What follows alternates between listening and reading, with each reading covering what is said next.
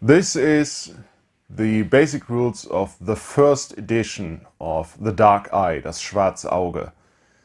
The most popular German role-playing system by far since its publishing in 1984.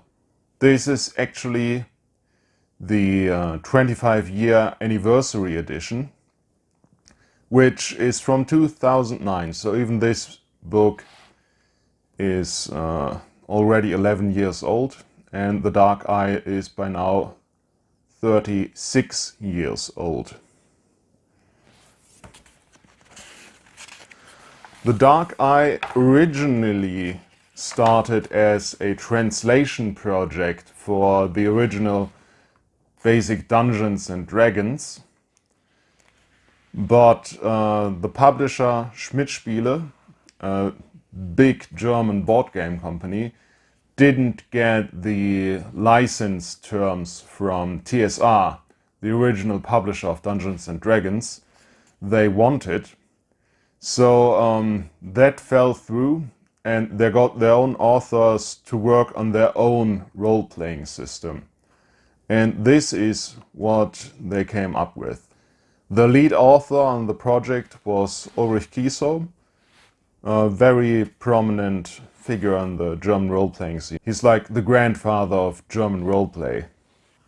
If you get down to it, it is a D&D rip-off. They take a lot of the D&D rules, like the 20-sided die, combat rounds, initiative, hero classes, levels, hit points, and so forth. But it's just different enough so they wouldn't get into a lawsuit. So you've got 5 attributes: Mut, Klugheit, Charisma, Geschicklichkeit, Körperkraft, which would be bravery, intelligence, charisma, dexterity, and strength. You also got Lebensenergie, meaning hit points, life energy. You got astral energy, meaning astral energy, mana energy. It's basically the energy to fuel your spells. Abenteuerpunkte is XP. And additionally to your basic attributes, you've got attack, Attacke, and parade, Parade, separately. And these start out at 10 and 8 on level 1.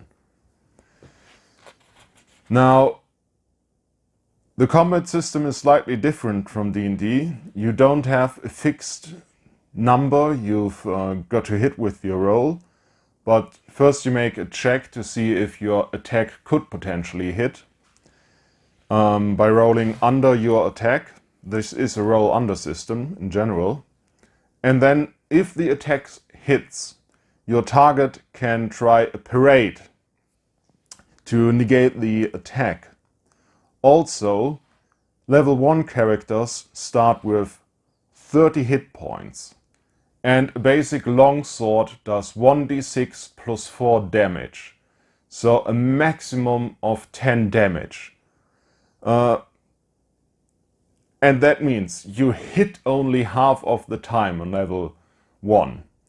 And then about half of the time that hit is negated by a parade. So you hit only like 25% of the time. And then you need at least 3 good hits to down an enemy of equal strength to your character. Combat was horribly, horribly slow. And this is something that transferred to 2nd and 3rd edition of The Dark Eye. Only in 4th edition did they lower the hit points a bit and introduced a rune system that made combat at least a bit quicker. But this is not a fast combat system.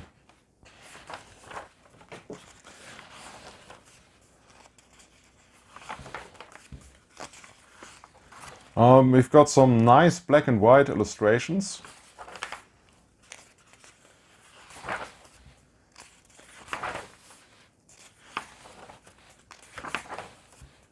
Not a huge number of these full page spreads, but we've got some of them.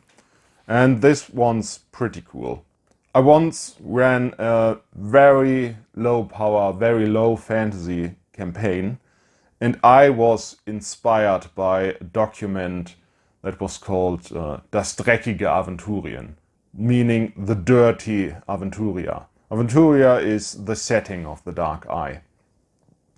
And this fan supplement outlined a way of play that is different from the usual high fantasy, high gloss Aventuria of modern The Dark Eye, but instead focused on smaller plots, more personal plots, low power, low fantasy. Everything's just a bit more down to earth, a bit more dirty. And the author of this document was inspired by this page, because it just shows such a down-to-earth medieval setting. You've got like a small church in the background, you've got these stalls, the ground is all dirty, they've got pigs in here. And this is such a wonderful, lively illustration. This really sets the mood. This low power campaign was much beloved by me and my players.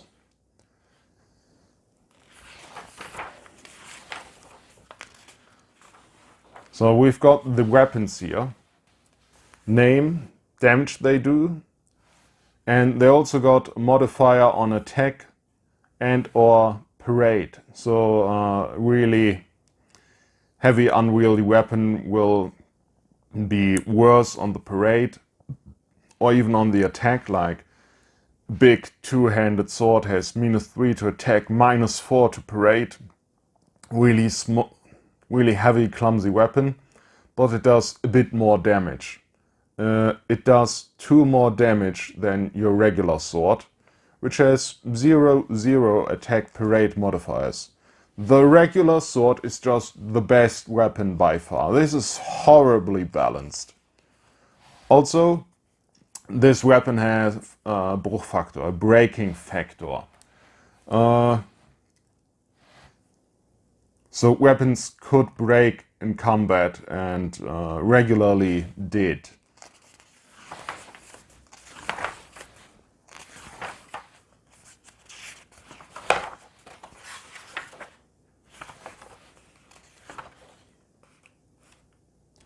So we've got our classes here. Wizard, also nice illustration. This black and white ink cross hatch shading style. I really love this. This is so old school, but this is such a clean technique. These are the spells. So in German, these spells all rhyme. This is like the DSA thing.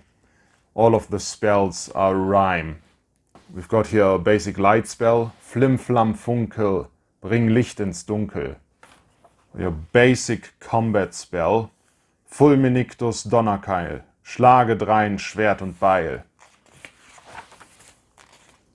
This is just the DSA thing. Also, all of these spells cost Astralenergie, mana to cast, but they don't require any skill checks. You don't need to make an attack. You can't fail these spells.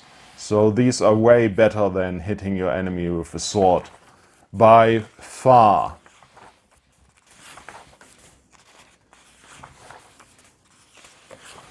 We've got some monsters in here.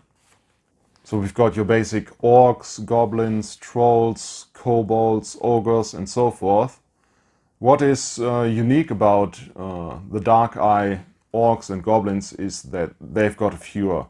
Goblins got like a reddish fure, and orcs got a black fure. So they got a distinct look from D&D or Lord of the Rings orcs. We've got a starting adventure in here and some tips for the GM. Rescuing a damsel in distress, classic stuff.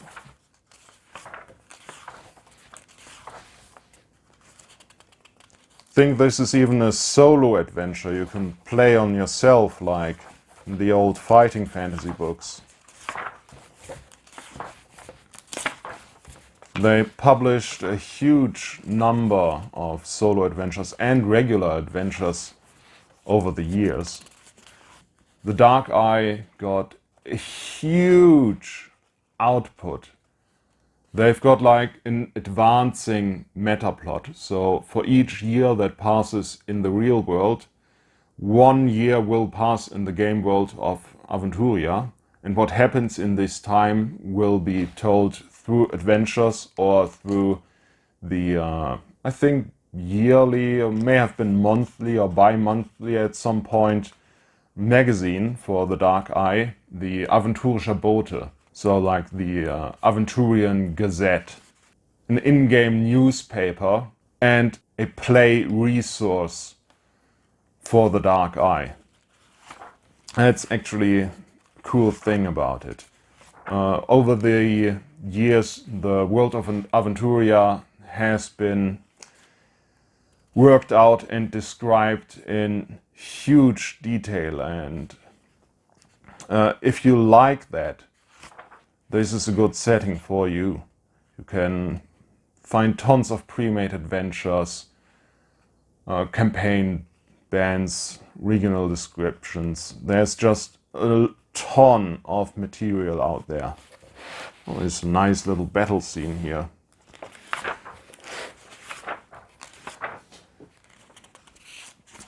So, for the last 3 weeks, me and my group actually started playing the Dark Eye First Edition. It started as some kind of joke.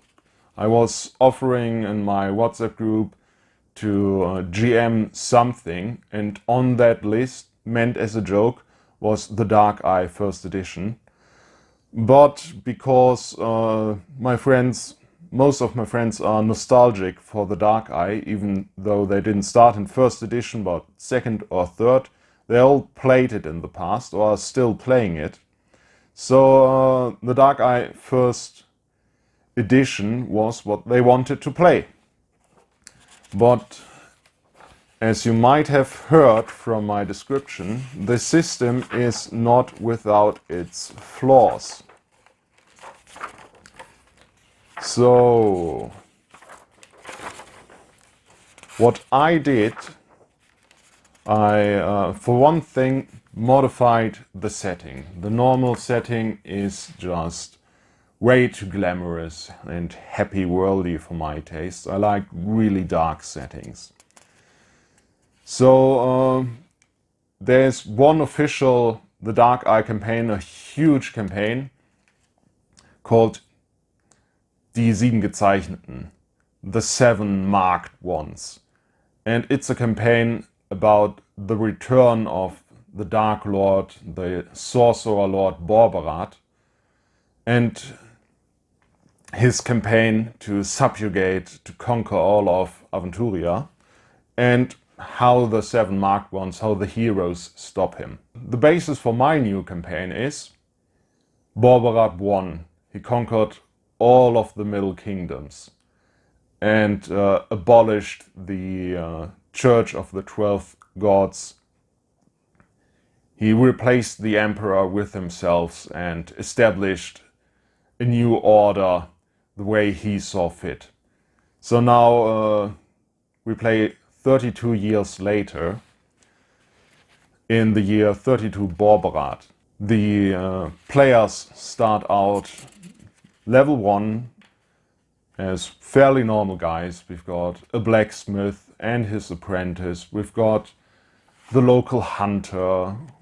We've got the local healer and the local peasant. So all really low power, down to earth characters. I didn't forbade them from playing a mage, but no one opted to play anything more powerful than a regular guy. And what I also did, I modified the rules quite extensively. I started out with a very minimal rule set and put it all on this page. So I stayed with the basic 5 attributes: Mut, Klugheit, Charisma, Geschicklichkeit, Körperkraft, but I added a 6th one, Constitution.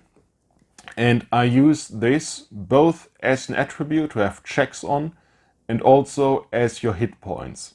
So as you do strenuous activity, as you exhaust yourself, I will give you damage on your constitution, and that will make it harder to resist certain spells or poison, sickness. But since this is also your hit points, if you go into combat exhausted, you will fall very fast. What this did is that my players actually took a few hours of rest after they had a long, hard march before they prepared an ambush and initiated combat. So it might not be a perfect system, but it does what I wanted it to do.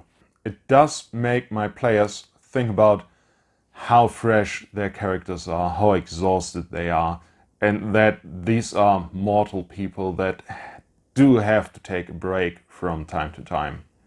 To come up with these attributes, I took it basically from the system. You roll 1d6 for each attribute and add 7. So you get attributes between 8 and 13. And because I wanted my PCs to be a bit better than regular people, I told them to roll 7 times for the 6 attributes and discard the lowest roll. So they are slightly better. They can get rid of their lowest score. And then they could freely assign these numbers to the attributes and make up their character this way.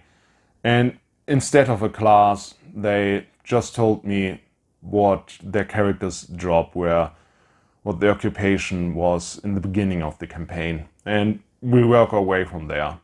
So this is very reminiscent of basic D&D.